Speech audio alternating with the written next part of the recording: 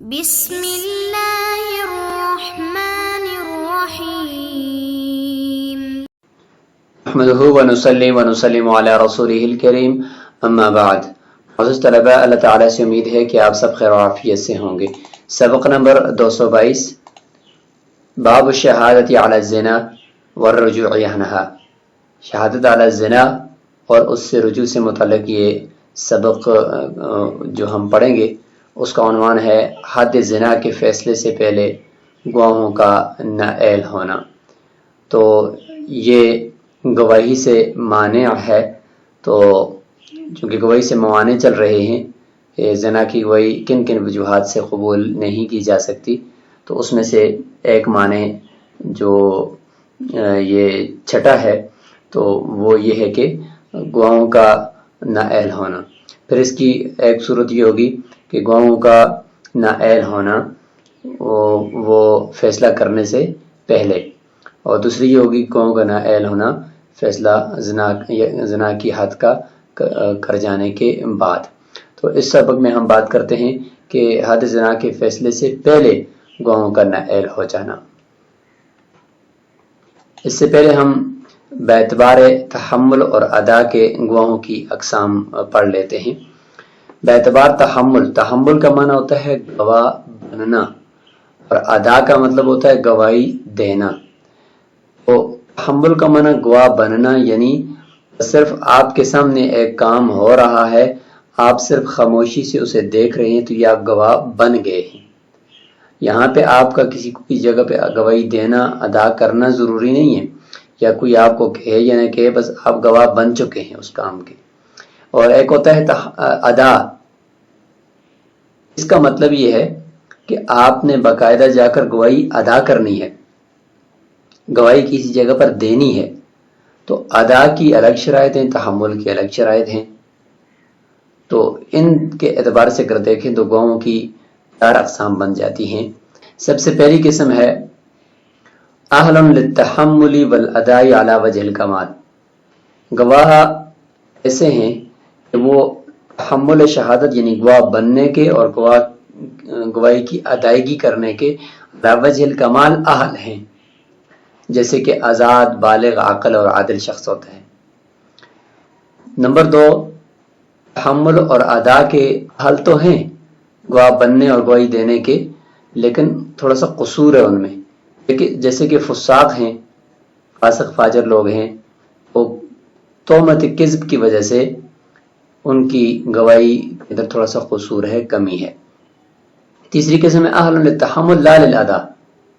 تحمل کے اہل تو ہیں لیکن ادائیگی کے اہل نہیں ہیں، کوئی دے نہیں سکتے، ادا نہیں کر سکتے، لیکن تحمل گواہ بن سکتے ہیں۔ یہ جیسے کہ اندھے لوگ ہیں یا جن کو حد قذف لگ چکی ہے، یہ لوگ ادائیگی نہیں کر سکتے، اگر ان قاضی کی گواہی دو تو دے نہیں سکتے، لیکن ان کے سامنے کوئی کام ہوا تو اس کے گواہ بن سکتے ہیں۔ اور چوتھی قسم ہے کہ نہ تحمل کے اہل ہیں اور نہ ہی ادائیگی کے اہل ہیں، یہ غلام ہوتا ہے، نابالغ بچے ہوتے ہیں، مجانین ہوتے ہیں اور کفار ہوتے ہیں۔ یہ 4 اقسام ہیں باعتبار تحمل اور ادا کے۔ پچھلے سبق میں یہاں اس متن سے متعلق بات تو ہوگی تھی، لیکن اس کی شرح سے متعلق یہ جملہ رہ گیا تھا، تو اس کو ایک دفعہ دیکھ لیتے ہیں کہ اگر ہم نے یہ بات کی تھی کہ جگہ میں اختلاف ہو جائے، مکان میں اختلاف ہو جائے، لیکن دونوں جو مکان جہاں پہ گواہوں کی گواہی آ رہی ہے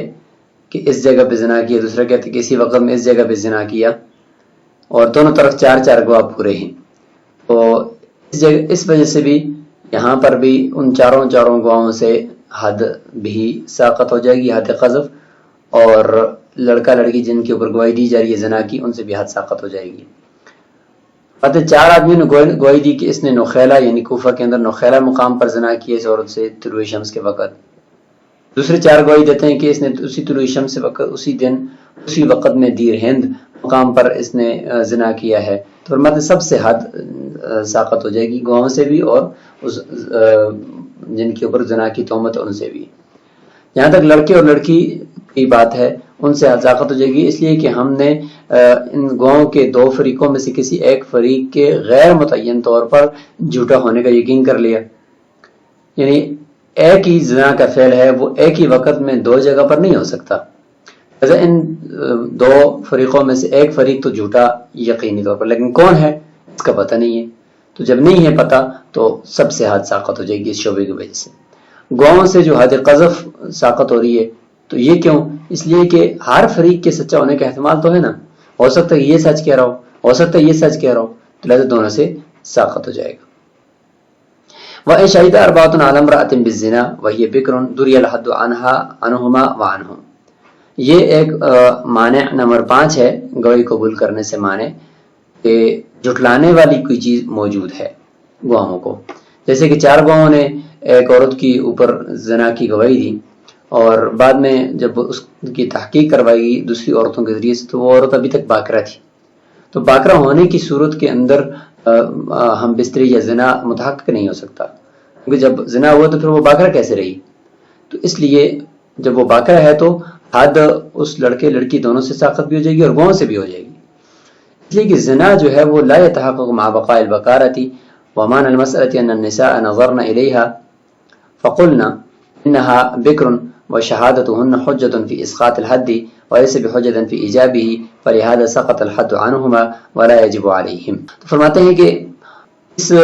مسئلے کے اندر بغیر زائل کیے پردہ بکارت کے زنا متحقق نہیں ہو سکتا، تو لہذا جب پردہ بکارت باقی ہے تو زنا متحقق نہیں ہوگا. مسئلے کی صورت کیا بنے گی کہ یہ باکرہ ہے، کیسے پتہ چلا؟ فرماتے ہیں کہ عورتیں جو ہے وہ اس کو دیکھیں گی، تحقیق کریں گی اور وہ کہیں گی کہ یہ باکرہ ہے. اب وہ یہاں پہ اشکال ہوگا کہ زنا کے باب کے اندر عورتوں کی گواہی کیوں قبول کی جا رہی ہے؟ یہاں پر تو عورتوں کی گواہی قبول نہیں ہوتی. فرماتے ہیں کہ ان کی گواہی حد کو ساقط کرنے کے اندر دلیل بن سکتی ہے، لیکن حد کو واجب کرنے کے اندر دلیل نہیں بن سکتی. تو یہاں پر ہم حد ساقط کر رہے ہیں، واجب تو نہیں کر رہے، لہذا عورتوں کی گواہی قبول ہوگی. اور بالخصوص اس وقت کی جب ایسی ایک چیز آ گئی ہے سامنے کہ اس میں عورتوں کے علاوہ کوئی اور گواہی دے بھی نہیں سکتا، لہٰذا اسی وجہ سے ان کی گواہی قبول کر لی جائے گی. فرماتے اسی وجہ سے ساقط ہو جائے گی حد ان دونوں سے بھی، لڑکے لڑکی سے بھی، اور ولا یجب علیہم، اور اس طریقے سے گواہوں کے اوپر بھی جو حد ہے وہ واجب نہیں ہوگی، کیونکہ یہاں پر گواہوں کی تعداد بھی پوری ہے، تو اس شبے سے گواہوں کے اوپر حد قذف بھی نہیں لگے گی. وَإِن شَهِدَ أَرْبَعَةٌ عَلَى رَجُلٍ بِالزِّنَا وَهُمْ عُمْيَانٌ أَوْ مَحْدُودُونَ فِي قَذْفٍ أَوْ أَحَدُهُمْ عَبْدٌ أَوْ مَحْدُودٌ فِي قَذْفٍ فَإِنَّهُمْ يُحَدُّونَ وَلَا يُحَدُّ الْمَشْهُودُ عَلَيْهِ لِأَنَّهُ لَا يَثْبُتُ بِشَهَادَتِهِمْ الْمَالُ فَكَيْفَ يَثْبُتُ الْحَدُّ وَهُمْ لَيْسُوا مِنْ أَهْلِ الشَّهَادَةِ والعبد ليس بأهل للتحمل والأداء فلم تثبت شبهة الزنا لأن الزنا يثبت بالأداء. یہ چھٹا معنی یہاں سے شروع ہو گیا ہے کہ گواہ جو ہے وہ گواہی کے اہل ہی نہیں ہے، تو یہاں سے یہ چھٹا معنی شروع ہو چکا ہے اور اس کی 2 صورتیں ہوں گی، اور ان 2 صورتوں کے اندر ہی ہم وہ 4 صورتیں بھی، وہ 4 اقسام بھی کہوں گی جو ابھی سبق کے شروع میں ہم نے ذکر کی، ان کو ہم ساتھ ساتھ پڑھ رہے ہوں گے. تو موٹی موٹی 2 صورتیں بنیں گی کہ فیصلہ کرنے سے پہلے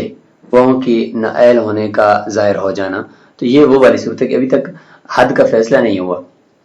تو فرماتے ہیں کہ زنا کی گواہی کسی آدمی کے اوپر گواہوں نے دی، 4 گواہ تھے لیکن ہیں وہ اندھے. اب یہ پہلی قسم ہے جی 4 اقسام میں سے گواہوں کے کہ اہل للتحمل لا للادا، یعنی گواہ بن تو سکتے ہیں لیکن گواہی دے نہیں سکتے، یہ اندھے ہیں یا محدود فی القذف ہیں. یا دوسری قسم یہ ہے کہ نہ وہ گواہ بننے کے اہل ہیں نہ گواہی دینے کے اہل ہیں، جیسے کہ ان میں سے کوئی ایک غلام ہے 4 گواہوں میں سے، یا کوئی ایک محدود فی القذف ہے. پہلے تو یہ تھا کہ سارے محدود فی القذف ہوں،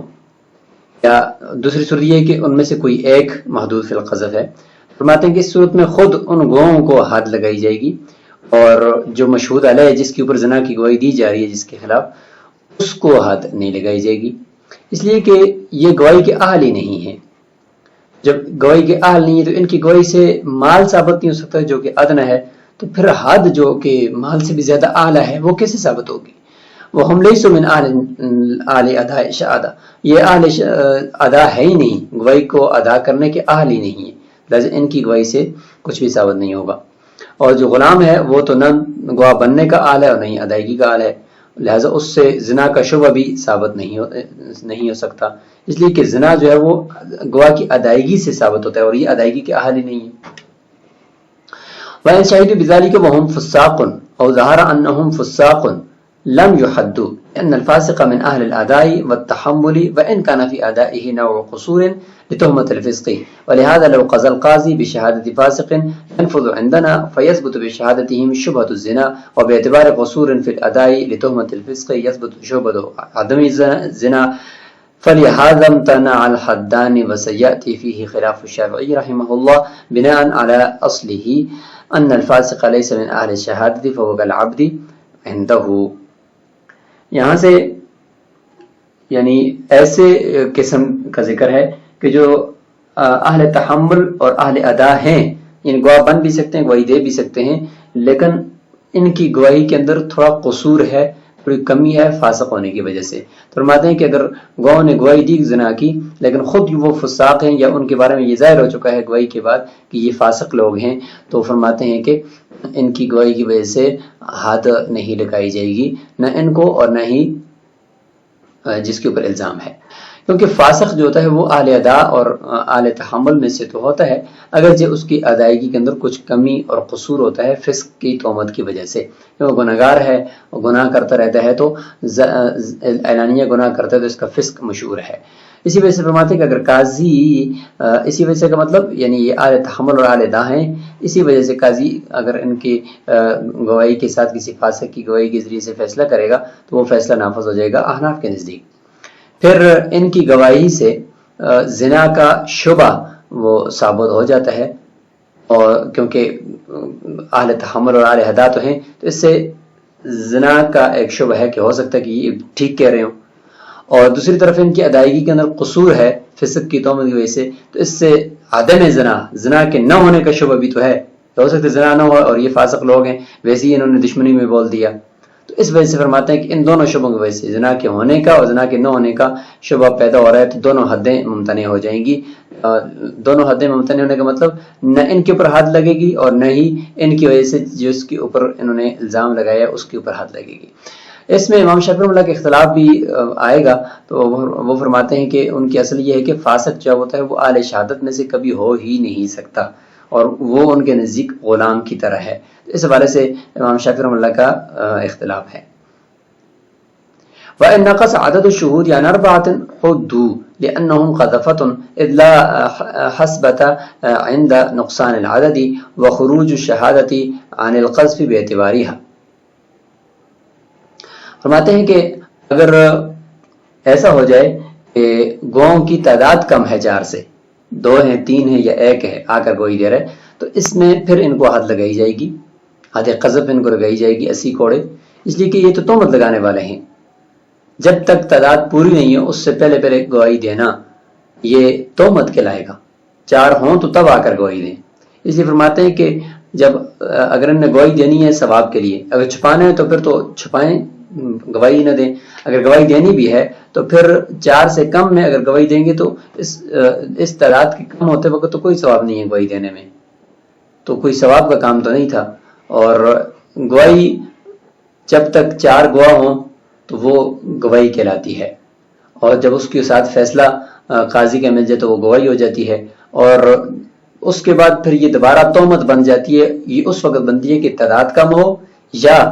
رجوع کر لیں گواہ، تو یہ دوبارہ پھر تہمت بن جاتی ہے، قذف بن جاتی ہے، تو پھر اس کی وجہ سے ان گواہوں کو آدھے قذف لگتی ہے۔ تو یہاں پر کیا ہوا، یہاں پر تعداد کم ہے، لہٰذا اس کی وجہ سے یہ قذف بن گئی ہے۔ فرماتے ہیں کہ قذف سے نکلنے کے لیے گواہی کا قذف سے یعنی تہمت کے دائرے سے نکلنا وہ بیعتبار ہے، بیعتبار ہے کا مطلب اس تعداد کی پورا ہوتے وقت ثواب کی نیت سے گواہی دینے کے اعتبار سے ہوتا ہے، جب تعداد ہی کم ہے تو یہ گواہی جو ہے وہ تہمت سے نہیں۔ تو یہاں تک بات یہ ہو گئی کہ گواہوں کا نااہل ہونا ثابت ہوا، لیکن ابھی تک حد کا فیصلہ نہیں ہوا تھا اس سے پہلے۔ تو اس سے پہلے اگر وہ نااہل ثابت ہو گئے ہیں تو حد ساقط ہو جائے گی جس کے اوپر الزام ہے اس سے بھی، عورت سے بھی، اور پھر ان کے اوپر یعنی جو گواہی دینے والے ہیں ان کے اوپر حد قذف لگے گی یا نہیں لگے گی، تو اس آخری صورت میں لگے گی کیونکہ یہ تعداد ان کی کم ہے تو یہ تہمت لگانے والے ہوئے، اور اوپر والے میں شبہ چونکہ زنا کا بھی ہو سکتا ہے جیسے فساق والی صورت میں، تو اس لیے اس میں حد ان کو بھی نہیں لگے گی، ان سے بھی حد قذف ساقط ہو جائے گی۔ السلام علیکم ورحمۃ اللہ۔